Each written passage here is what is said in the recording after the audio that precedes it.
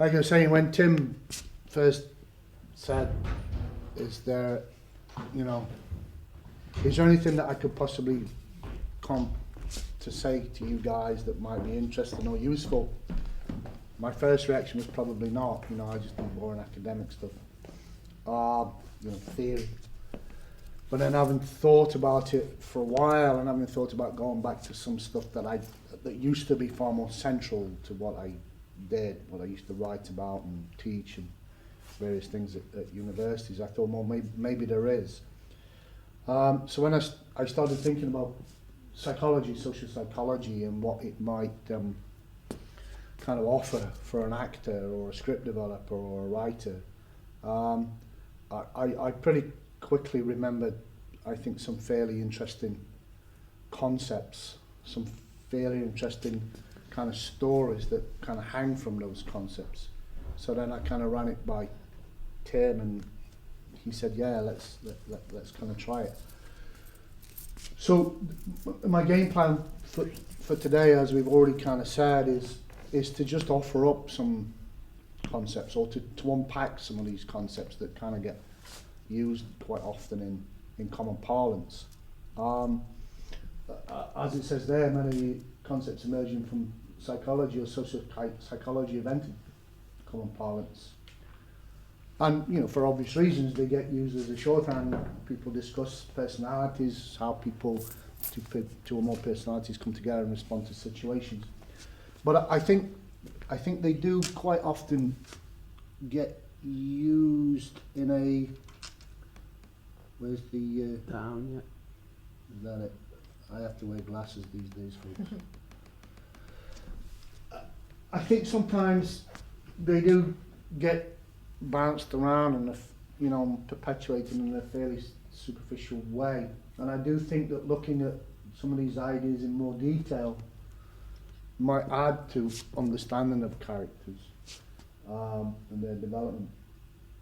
And I think, you know, perhaps most importantly for tonight, they might help to unpack the interior dynamics between characters, why characters are like they are. So it's almost like we're delving into the logic of why people are like they are, why they respond like they do, you know, rather than just being free-floating kind of reactions.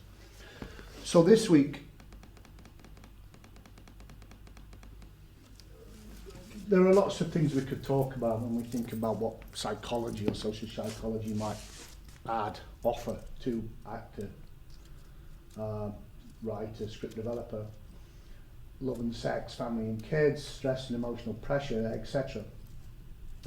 But today we've chosen to look at the psychopath and the neurotic, because they are probably two of the most extreme, two of the most kind of pointed types of characters you will get in fiction. You know, they occur everywhere. They're always around in one way or another. Other potential, as Tim was saying, other potential workshops that we could quite easily put together, all sorts of things, say it's anxiety, collusion, how people, I'll agree with your illusion if you agree with my illusion.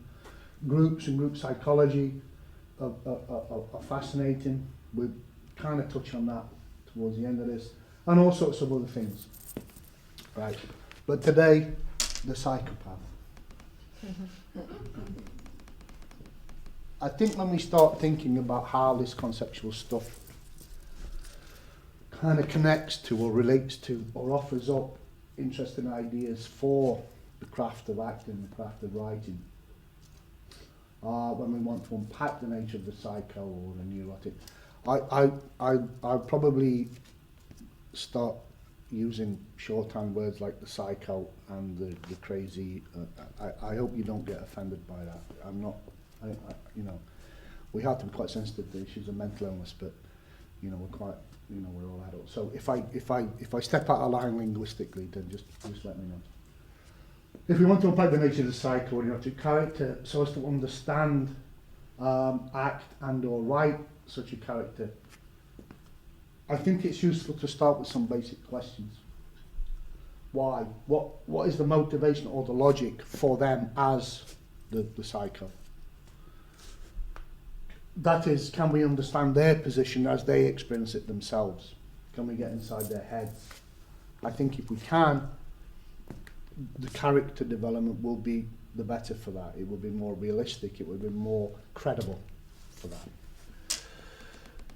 The Who are these people called psychos? Does the psycho always present themselves in a standard, stereotypical way? That is, does the psycho always come across as Freddy Krueger? Well, obviously not. You know, it's a far more complex, far more interesting kind of thing. Does the psycho always come across as an obvious slobbering at the mouth, violent lunatic? Or are there more subtle and therefore interesting things going on? Perhaps one of them is our psychos more common than we think they are.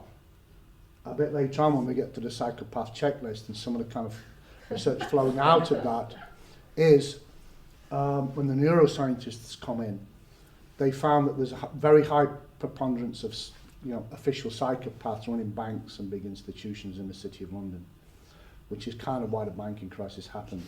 They're kind of everywhere. They're high-functioning, normal people, oftentimes psychopaths. You know, they're not just Freddy Kruegers. So that in itself is an interesting thing.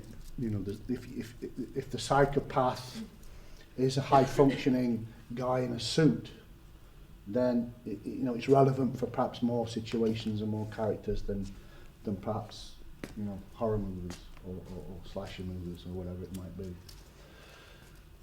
The what? Are there some common? That's written wrong. Are there some common personality and behaviour traits to be used to draw a credible psycho or neurotic? What can psychology add to the script and or development in terms of the details, the fine details of the behaviour of these kind of people when it comes to writing them or drawing them or performing them? A lot of the psychology, we'll touch the surfaces, we'll skate to the surfaces tonight. A lot of the psychology will refer to itself as depth psychology, that we're not just dealing with the kind of superficial outcomes of their behaviour. We're using a psychology trick, to get down to the kind of nitty-gritty. And finally, basic questions: where are there certain situations, the relationships between two or more people, the social situations, which would create more psycho or neurotic behaviour? What is the interpersonal social contexts which would be good settings, good social settings, good interpersonal dynamics for writing and performing the psycho, and why might that be? So that's kind of the game plan, I guess, for what I'm going to say. So, like I said at the beginning, there are lots of things we could explore, but I've chosen two today. The psychopathology checklist coming from Professor Robert Hare, and the defense mechanisms and neurosis coming from Sigmund Freud. There are lots and lots of other ways we could have gone. There are lots and lots of other theories which would have a different take on why this is happening and a different explanation. So this is by no means exhaustive, but it's the beginnings of a way in at least. So the psychopath checklist, which I guess I thought would be useful for you guys as a menu of strong and violent craziness. Why do these particular people who we see in theatre, in films all the time, what does psychology say in terms of why they are like they are? Robert Hare, with the psychopath checklist, has identified 20 characteristics that he thinks kind of define the psychopath. And for him, he puts them into three categories. The first category being a personality of aggressive narcissism, as he calls it. So for him, the psychopath, the classic psychopath, is very glib. They have very superficial charm. They're very charming. They're very effective in social situations. They're very good at kind of getting their own way. Yeah, they're not crazy people overtly. They have this very grandiose sense of self-worth, very confident, sense of entitlement, never wrong, that kind of stuff. Hence, you know, the corporate leaders seem to be, populated by psychopaths. Pathological lying, very good at lying, almost addicted to lying. Cunning, manipulative, a lack of remorse or guilt. Shallow affect, which is fancy talk for they don't really do empathy, they don't really do emotional contact, very low on emotional intelligence, they don't get other people very well. So any genuine emotion is short-lived and very egocentric, very kind of always comes back to themselves, what do I get from this? Yeah. Callous, lack of empathy, people are only there to supply them with their needs, they want, and a failure to accept responsibility for their own actions. So these are mechanisms which define their character, or traits which define their character. But I think Robert Hare, and I think a lot of other people would say these are things that are used to be supposedly effective in their social life, their economic life, their professional life. Yeah. The second set of characters, so that's the kind of personality stuff. That's kind of what defines their personality as an individual person. The second set of characteristics for Robert Hare is the kind of social life that they lead. They tend to need lots of stimulation. They're very easily bored. They're prone to boredom, these supposed psychopaths. Parasitic lifestyle. They're always looking to use other people, again, to get to their own ends. Poor behavioural control, lots of anger, lots of kind of flying off at the deep end kind of stuff. A lack of realistic long-term goals. I think that's quite an interesting one if we go back to the idea that there's lots of psychopaths running, multinational corporations and banks, the lack of long-term goal. I think this is probably key to why they went wrong. They have lots of short-term goals, which goes back to impulsivity and irresponsibility, but they tend to lack long-term goals. They deal with the moment, they deal with the situation, they see the situation as something that can give them what they want, according to the ideas. So they tend to be very impulsive, they tend to be very irresponsible in their behaviour. A background in juvenile delinquency, early behavioural problems, perhaps some sort of family background problems. Revocation of conditional release is perhaps a slightly more specific one. If they've been in legal custody, if they're on bail, they tend to say, oh yeah, let me out, let me go on bail. And then pretty much immediately just go back to square one and carry on being a psychopath. There is no kind of long-term or medium-term sense of, I've made a deal here, I need to behave differently. It's just, it's, forget about it, I'm out of jail now, let's get on being a psychopath kind of deal. The other, what Robert Hare calls other exhibited traits, they tend to be sexually promiscuous, lots of short-term marital relationships, and they tend to be criminally versatile, which is a nice euphemistic phrase for all sorts of things. He doesn't really go into any massive detail on that. So that's a kind of a shopping list, I guess you would say. That's a kind of menu of what Robert Hare would say about the psychopath. Would you have somebody with a split personality there as well? That tends to bring up issues of schizophrenia, and that's a big hot debate at the moment, has been for 20 years in social psychology. Do you see where I'm coming from? Oh yeah, sure. Like killing somebody, Yeah. And then, like you said, they're in denial. Yeah. Normal person. Yeah. What you're on about is like you've got somebody living inside you. Yeah.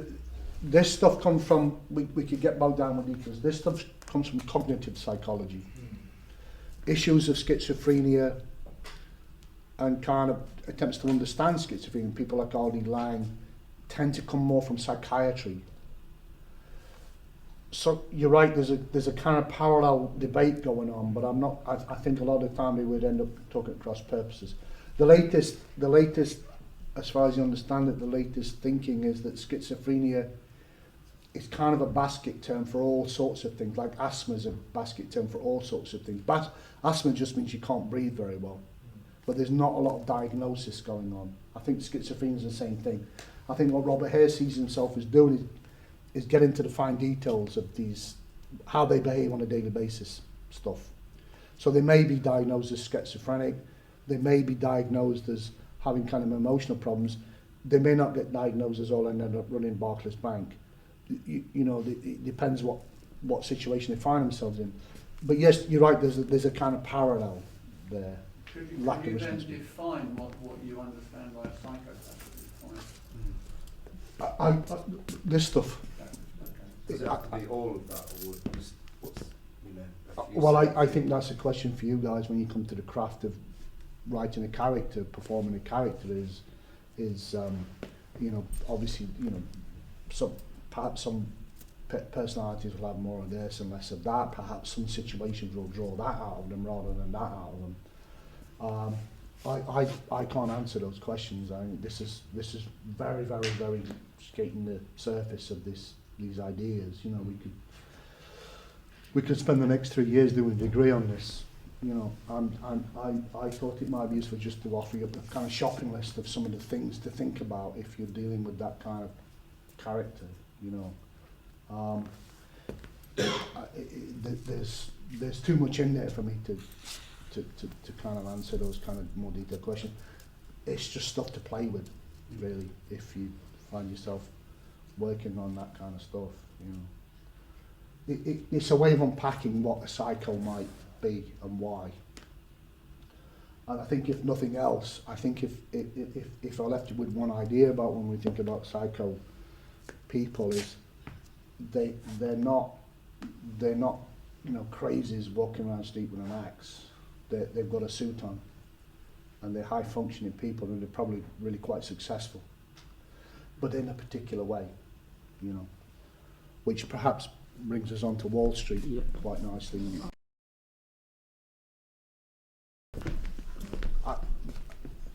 To me, the clip, there's obviously a lack of empathy. Every situation was there for him to use to get himself further. There was obviously criminal versatility because he's building them up to do insider trading, kind of illegal stuff. I think there's lots of things you can unpack from what's his name? Gecko, the Douglas's character. I think there's lots of things you could find in there.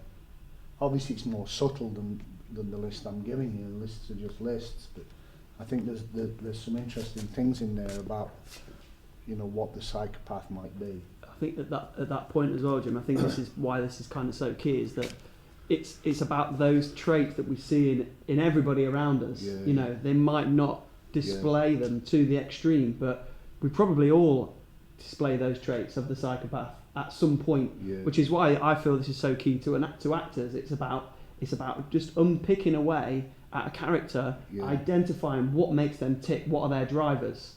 And it might be that in a part that you play for your next short film, or something that you're developing, or something that you're writing for yourself, it might be what can we unpick from this that you could slot into your character and give it that very subtle delivery, but really gives that a rounded feel to a character. Not only that, other people then buy into that and think, oh, I recognise that in myself, and it becomes a human performance.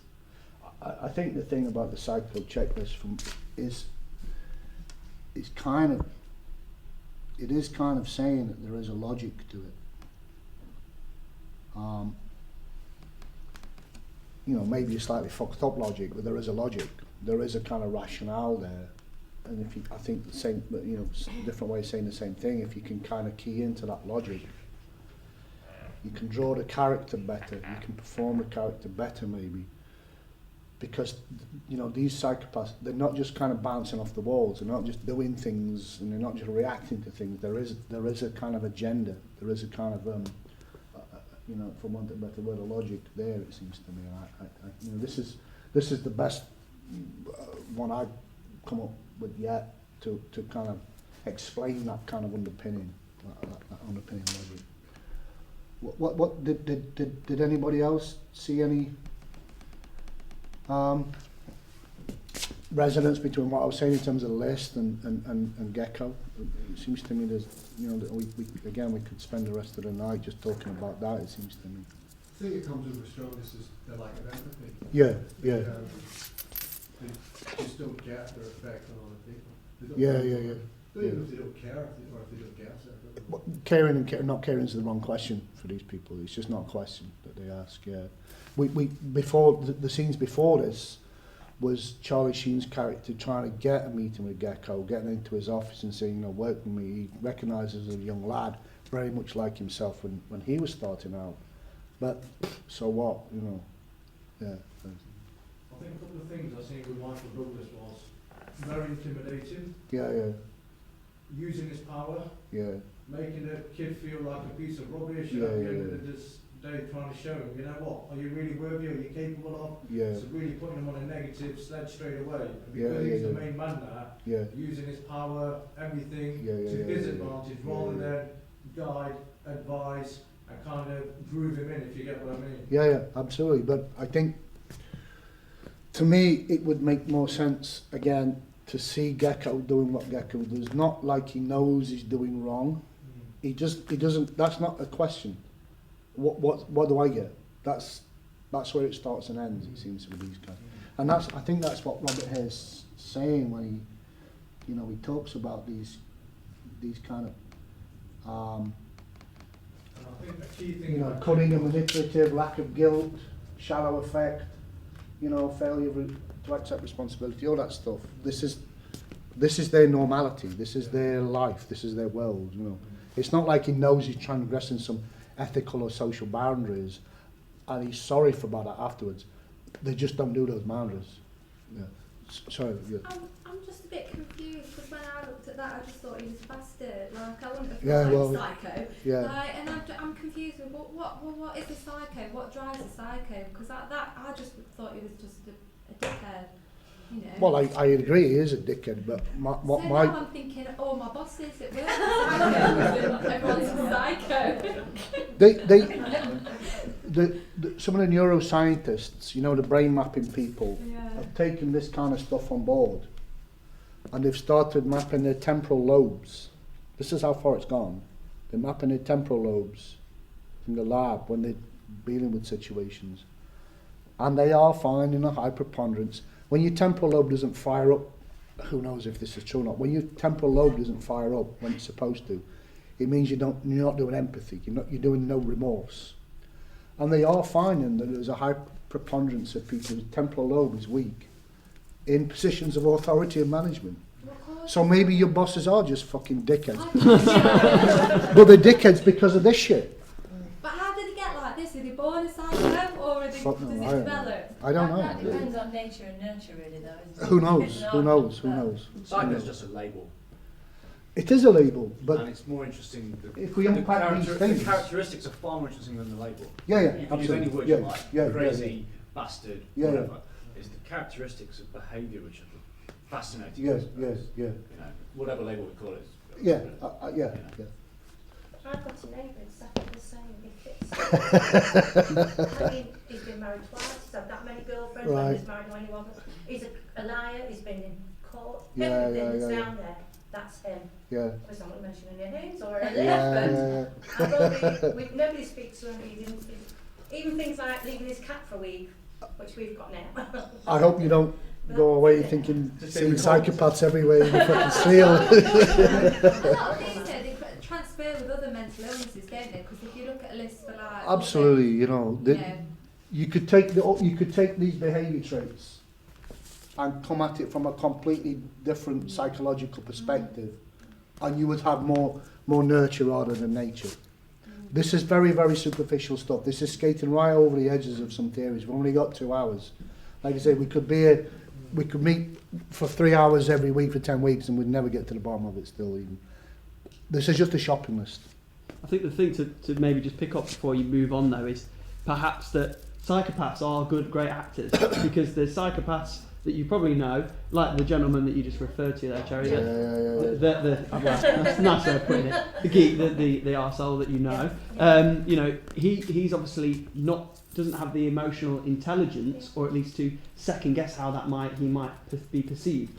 But there are those psychopaths that exist within normality who are clever and they have built up acting skills, so they don't show that, and they just sit in, and they're the people that become George W. Bush. He's a prime example of someone who's almost put the performance to such a level he's become a true performer. You know. I mean, it doesn't work, but he doesn't pay his mortgage. How does he do it? One of the things that over here talks about, which we've not mentioned, is, and it goes back to some really old stuff, philosophy stuff, and even back to Plato and people like that, is this kind of behaviour. You know, Gordon Gekko and the bankers in the real world is a good example. Is it kind of works for a while. George Bush, it kind of works for a while, but it does tend to crash and burn eventually. You know, because people see eventually they think, what the fuck, what? This guy's a psycho. We are kind of very sophisticated, you know, animals sometimes, and we will eventually get it with these people. When we've been manipulated a few times, when we've been lied to a few times, when, you know, shit's hit the fan a few times, you think, hang on a minute, wait. But nevertheless, for a while, they're very effective. And I think emotional intelligence is an interesting one. They might lack emotional intelligence in a nice, ethical way, but they're very, very intelligent emotionally in other ways. It's just not a very nice one. They use it for bad reasons, but they're very intelligent emotionally sometimes. So. Some of the worst are these fundamentalists who use religion to brainwash people for the wrong reasons. And yet, you know, deep down, all they're trying to do is just cause mayhem for no reason. Or a personal agenda. That's it. Yeah. Shallow effect, you know, genuine emotion is short-lived, very egocentric. It's one way of reading that, maybe, yeah. Could you just give me a few more examples of famous people that might be psychopaths, just so I can get it in my head? Ian Brady. Who? Ian Brady. Ian Brady would be an example, but Ian Brady was perhaps not a great example in the sense that he went around killing children. Somebody just said Jimmy Savile. A very good example. An effective psychopath. He's very good at getting around ways, but very good at convincing people that that's how it should be, it seems to me. Bin Laden. Bin Laden probably in his own groups. Yeah.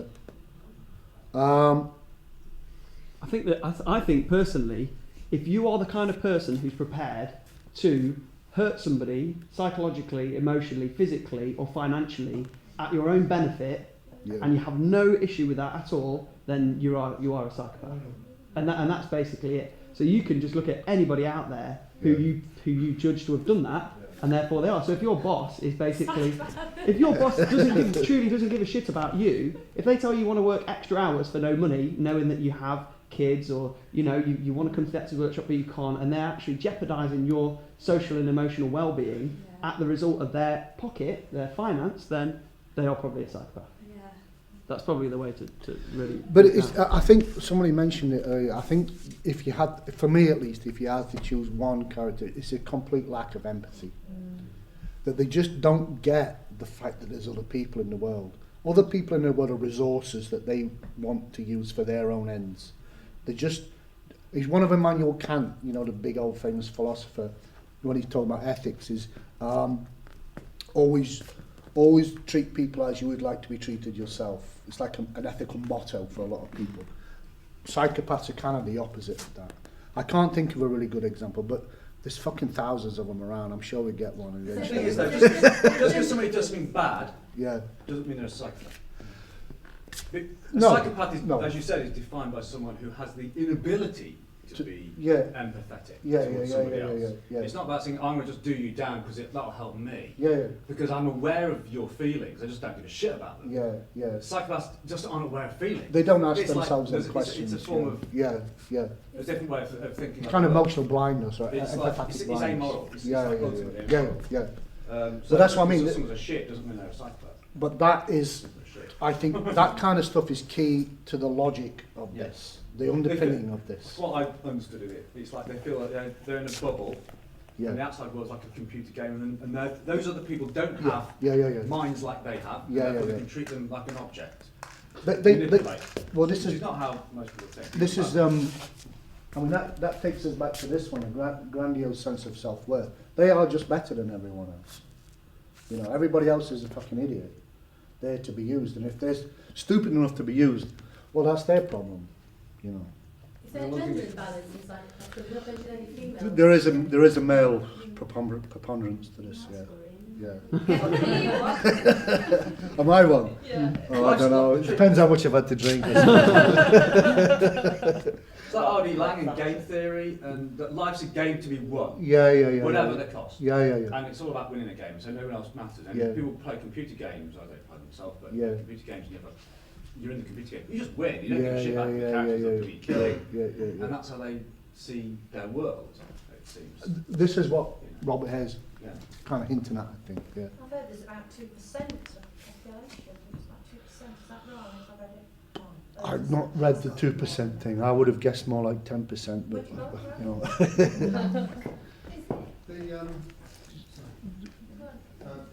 I know people who are they give off these characteristics in different situations in their life. Yeah. Pussycat at home, lovely, empathetic, lovely, generous. Yeah. Friends of mine, that's why they're friends of mine. But then, you know that when they're at work or they're running a business or they have the situation they're in, they can justify being a different way. Yeah. Because they can, the term is, it's business or whatever. You can treat people differently. That does take us on to some of the other more social stuff.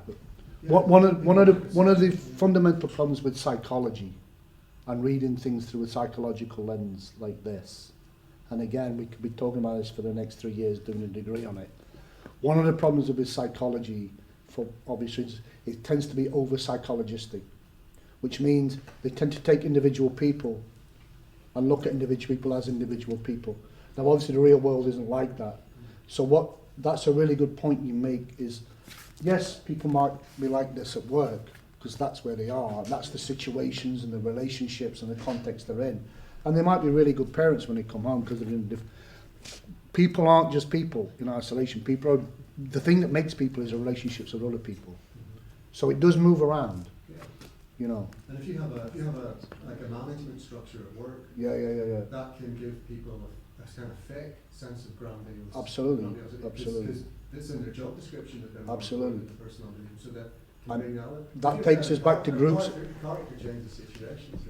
Well, that takes us straight back to groups and group psychology. One of the defining features of group psychology for people like Freud and all sorts of other people is people do things in groups that they would never do as individuals. Mm-hmm. And what the group gives you psychologically is this sense of invincibility, this sense of suggestibility. So I agree with you if you agree with me, and then we can crack on and just do what the fuck we want to whoever, which is a management thing sometimes.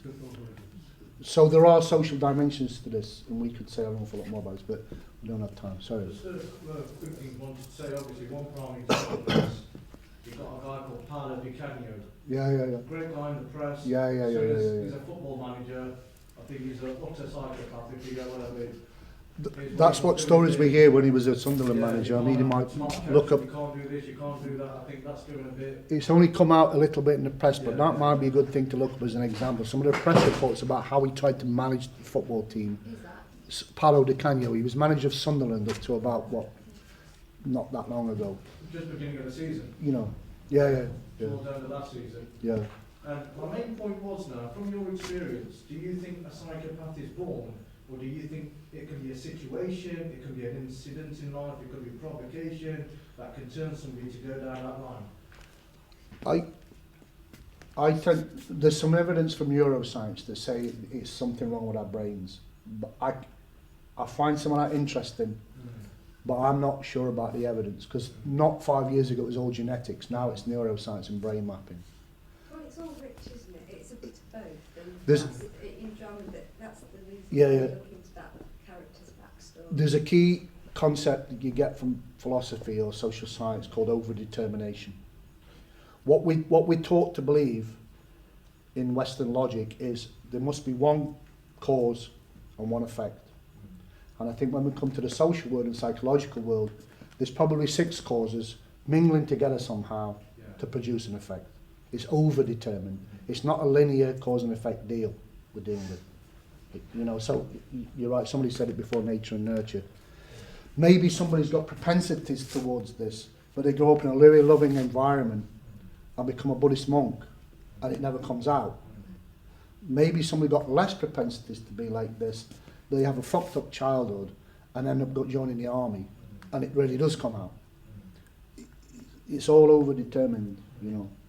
But it's stuff to play with. The kind of menu of what did I call it? Violent, strong, violent, crazy.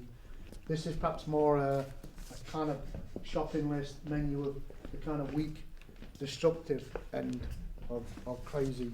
Perhaps more neurosis rather than psychopath. And again, there's you know, a million things you could say, but Sigmund Freud, it seems to me, is an interesting person to pick on.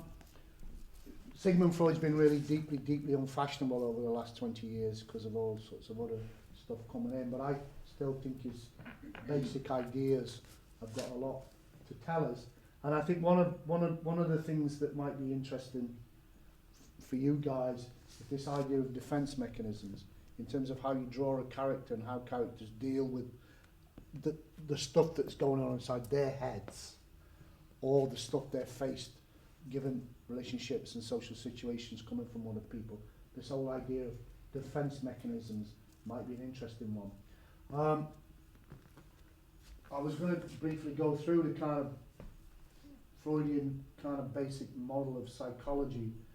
We're probably running out of time. You'll notice, I'm sure, but the unconscious is at the centre of Freud's thinking. And because of the relationship with the unconscious mind and the conscious mind, there are all sorts of inner drives that get set up. And tensions, where is it? Tensions between the inner drives and what we need to do in terms of our overt behaviour. So we're full of these tensions between what we would really like to do in terms of instincts and what we find ourselves having to do because of social life, civilized life. Okay. For Freud, the basic instincts, the basic inner drives are to do with sex and aggression, sex and death. It's all really kind of dark stuff, but interesting because of that, it seems to me.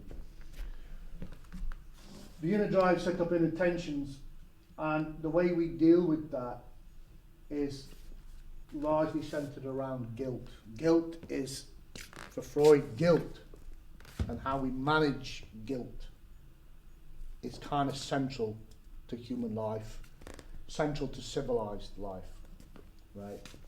So again, there's a million more things we could say about that. The Freudian idea of the mind is set up, he argues, is the id, which is the unconscious that craves instinctual satisfactions. The ego, the conscious mind, the way we do stuff like this and talk to each other. And the superego, which is where all the self-guilt stuff gets kind of processed. That's the kind of moral principle. I better do what I'm expected to do, regardless of what I think would be rational in terms of ego, regardless of what I would like to do in terms of my own pleasures, the id, the unconscious. Okay. So again, there's loads and loads of stuff we could say, but basically he sees us this kind of, each individual is this kind of mess of tensions that we are fucked up by, essentially. Right? We're all like that. So the defense mechanisms, the logic of defense mechanisms are the ways that we deal with that stuff to maintain ourselves and our own sanity, how we deal with these tensions. Now, we're all subject to this stuff according to Freud, and Freud was quite conservative. He thought a lot of this stuff was necessary and useful and progressive because it enabled social life. It enabled us to have social relationships that aren't like the stuff we've just seen, that we can get each other and blah, blah, blah, blah, blah. But if we overdo it, if we veer too much towards, this kind of inability to deal with instinctual tensions, inner tensions, we find ourselves referring to defence mechanisms. So that, in a very, very, very superficial way, is why we find ourselves talking about these things. And these are obviously things that have come down into common language now. Repression, that you just bury thoughts and ideas, because to recognise them and carry them around in your conscious mind would just be too uncomfortable. It would demonstrate to yourself your own fucked upness in some way. Right? Denial, just simply deny it's happening. It's not happening. I didn't do that. Right? We talk about denial all the time as somebody's in denial. There's a backstory to that for Freud. It goes much deeper for Freud, and he explains why we have to have denial sometimes. So those are the two most common kind of ideas that have come out of Freud. These are the ones that we kind of hear all the time in everyday speak. Those are the ones that we kind of are used to thinking about. But there's a lot of more exotic ones that Freud talks about. So displacement, we inappropriately transfer hostility and frustrations we feel due to one thing or one person. We displace them onto something else. So somebody might have really damaged you in some way. Rather than facing the fact that it's them that's damaged you, you just displace it onto something else as a way of dealing with it. Yeah? Fixation. We get fixated. We over-adhere to our own idea, our own view, regardless of any external evidence. This is kind of where stalking or something like that would come from. You just get fixated because it's too psychologically uncomfortable to not do that. And you would just ignore the evidence, the objective evidence. Projection.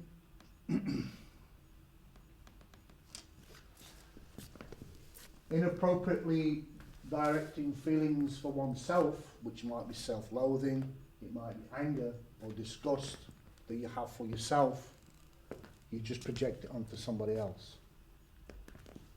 The opposite, inappropriately directing feelings that you have for others, anger, betrayal and injustice, onto yourself.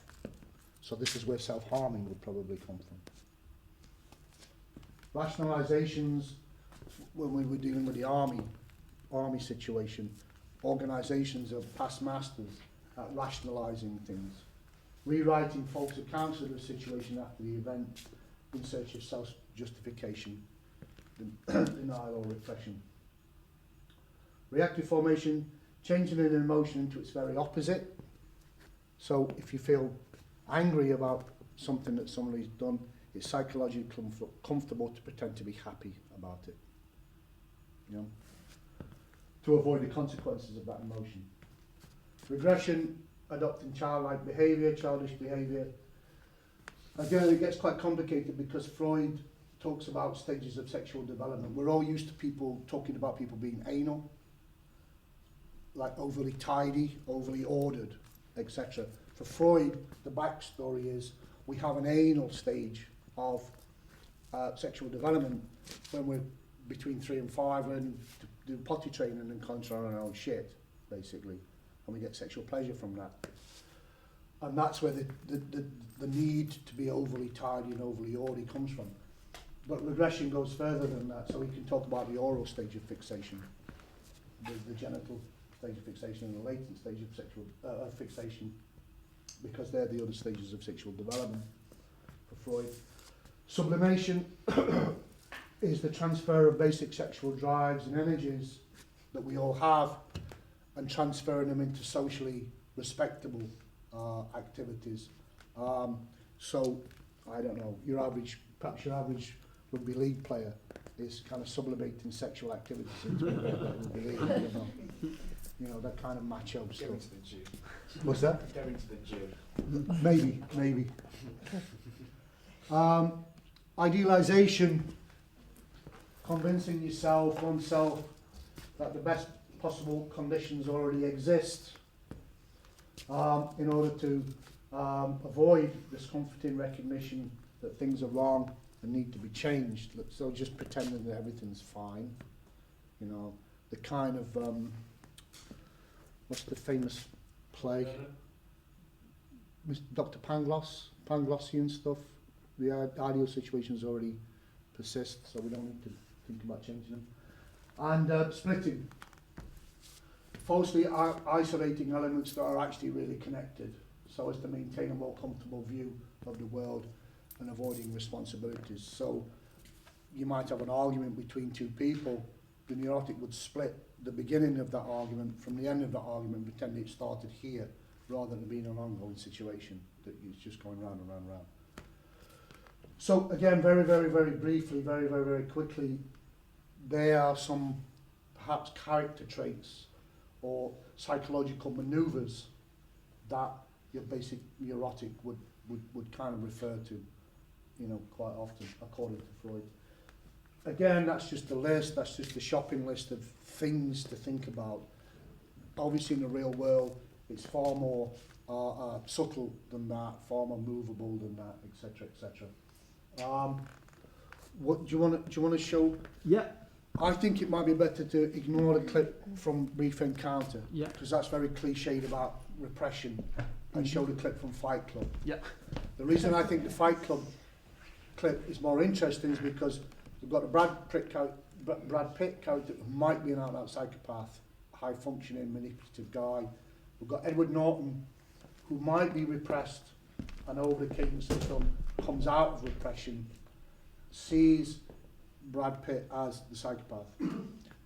But we've also got Helena Bonham Carter, who's clearly dealing with some defence mechanism stuff like self-loathing and avoidance and all that kind of deal.